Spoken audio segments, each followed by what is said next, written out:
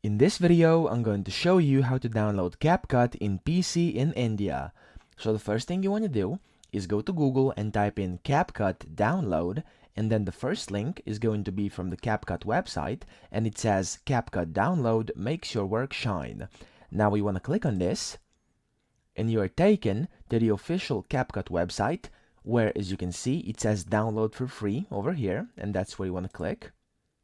And then you're going to be redirected to another website where it's going to automatically download for you. And as you can see, it says it can be installed in 2 steps. So you have to open the CapCut installer and then install. So what you basically do is simply click on this once it's downloaded, and your installer is going to open up. It may ask for your PIN, and then as you can see, we're inside the CapCut desktop installer, and it will start installing for us.